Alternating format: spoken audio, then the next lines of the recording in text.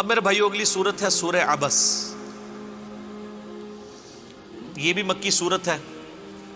یہ بھی اس میں شروع میں ایک خاص واقعے کا ذکر ہے, اس کے بعد پھر فکر آخرت ہی ہے اس کے اندر.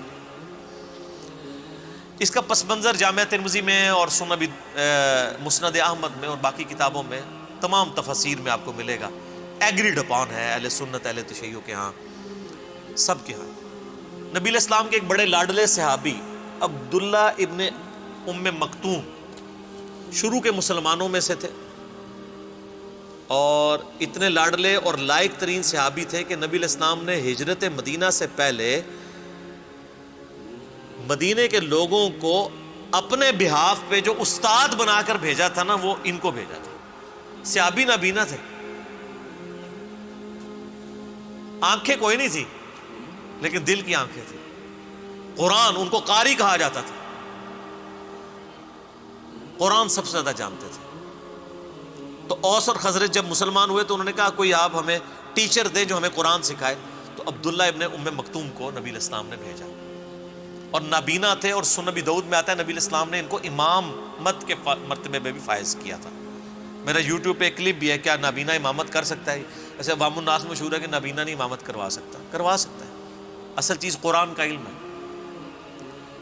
یہ بڑے لاڈلے صحابی تھے, اور یہ جو سورت کی شروع کی آیات ہیں انہوں نے میری زندگی بدلی ہوئی ہے دعوت کے حوالے سے.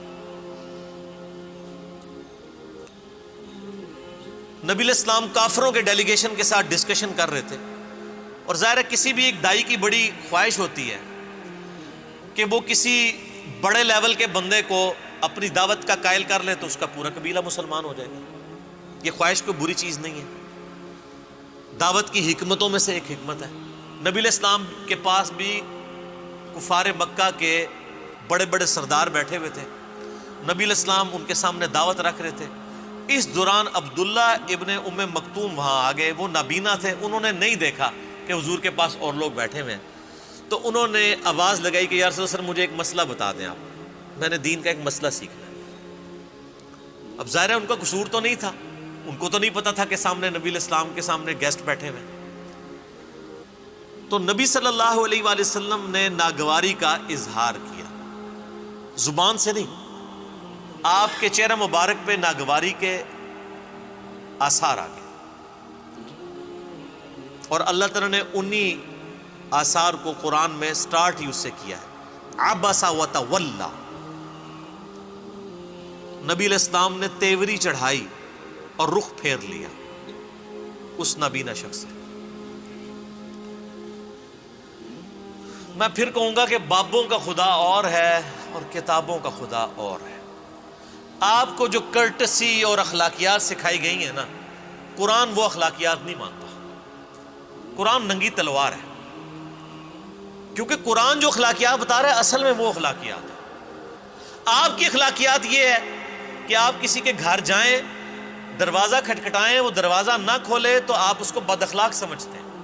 جبکہ بخاری مسلم میں حدیث ہے کسی کے گھر جاؤ 3 دفعہ دستک دو, جواب ملے تو ٹھیک, نہ ملے تو واپس لوٹ جاؤ, اور اس بات کا برا بھی مت مانو, کیونکہ اس شخص کا حق ہے کہ وہ ملے یا نہ ملے.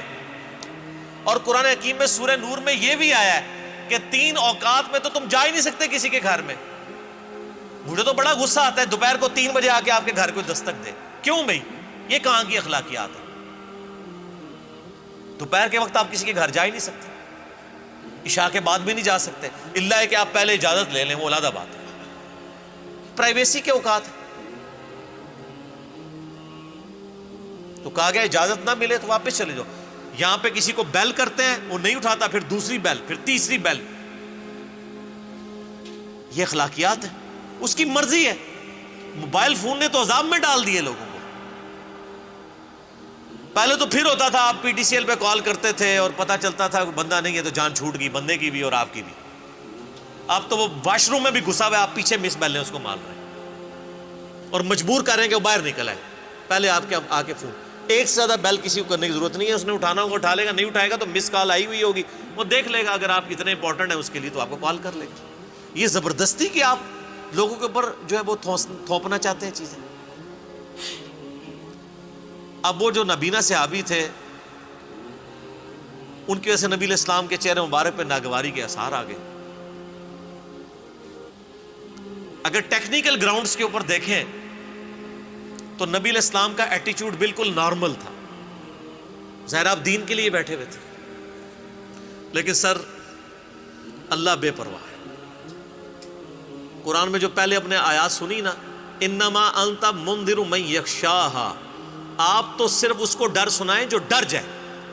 اللہ تعالیٰ نے اپنے نبی علیہ السلام کے اوپر گرفت فرمائی, غصہ فرمایا کہ یہ جو کفار مکہ کے سردار آپ کے پاس بیٹھے ہیں نا, یہ سارے آئے ہیں چسکا لینے کے لیے, ان کو دفع کریں, اور یہ جو نابینا شخص ہے نا اس کو پروٹوکول دیں. میں بھی یہی کرتا ہوں.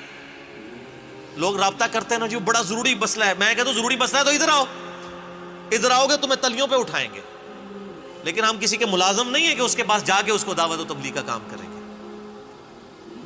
آپ کی ضرورت ہے, آپ آئیں یہاں بیٹھیں, جب تک آپ تھک نہیں جاتے میں نہیں اٹھتا.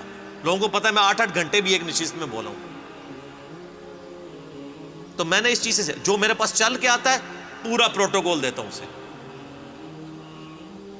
نبی علیہ السلام کو اللہ تعالیٰ نے ڈانٹا کہ وہ نابینا تو آپ کے پاس خود مسئلہ سیکھنے کے لیے آیا تھا, اس کی طرف آپ نے تیوری چڑھائی ہے, حالانکہ آپ نے زبان سے کچھ نہیں کہا.